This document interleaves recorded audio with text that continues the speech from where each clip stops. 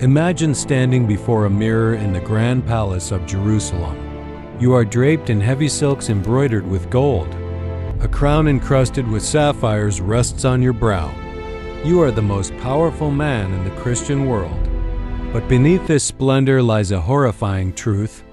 Your body is wrapped in linen, bandages soaked in vinegar, and frankincense to mask the scent of decay. You look into your own eyes through the slits of a golden mask and realize, at 13 years old, you received absolute power and a death sentence at the same time.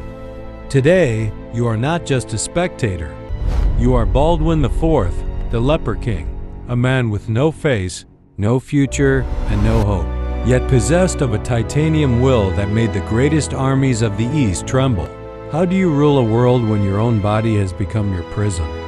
Today, we will live through that cruel fate together. Your life began as a fairy tale. You are the son of King Amalric, the hope of the dynasty.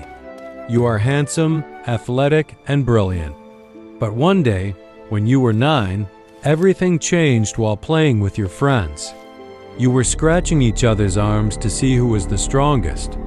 Your friends screamed and cried in pain, but you felt nothing. Your tutor, William of Tyre, noticed this.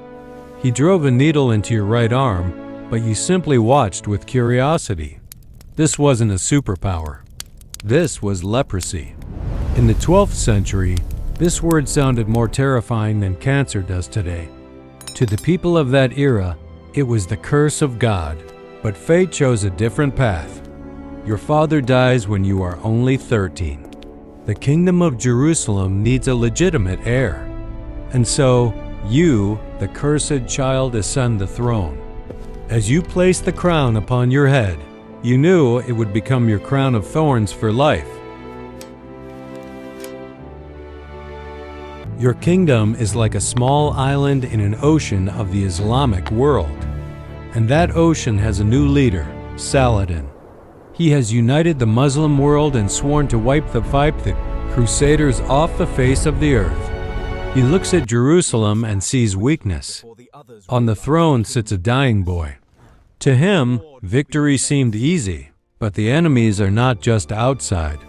Look at your own barons.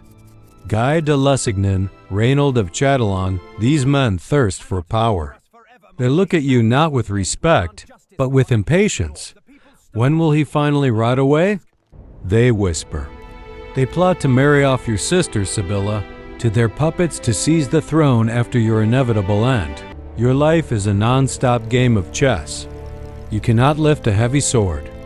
Your right arm is lifeless, but your mind is sharper than any blade. You learn to guide your horse with your knees, because your hands cannot feel the reins. You must be stronger than the healthiest knights, or they will simply crush you. The year is 1177. You are only 16. Saladin invades with 30,000 elite troops. You have only 500 knights. The ratio is 60 to 1. This isn't a battle, it's suicide.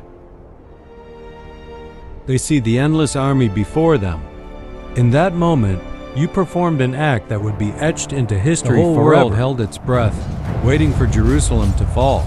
You meet them at the hill of Montgisard. Your soldiers are paralyzed with fear. You order your men to help you off your horse. Your legs can barely support you. The skin beneath your armor begins to bleed. You fall to your knees before a fragment of the true cross.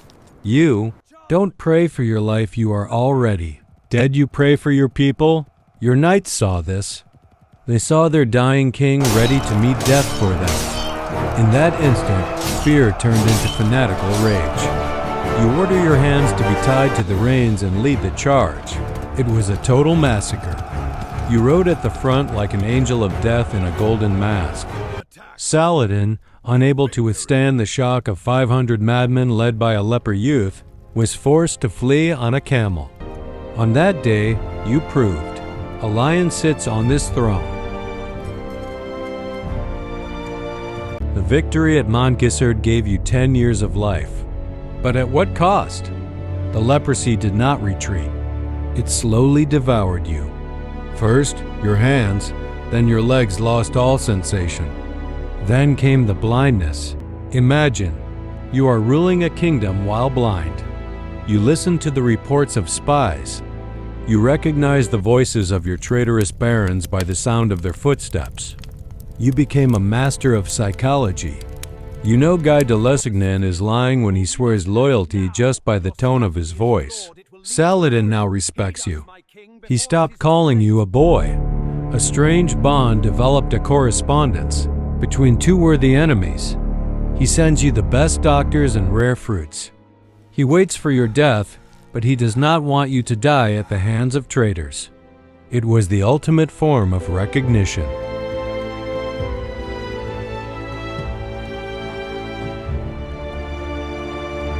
(1183) Herat Castle. Your sister Sibylla is celebrating her wedding. Reynold of Chatillon provoked Saladin by attacking his caravans. The Sultan has besieged the castle. Inside is the entire elite of your kingdom. They are doomed. You are in Jerusalem. You cannot walk. You cannot see.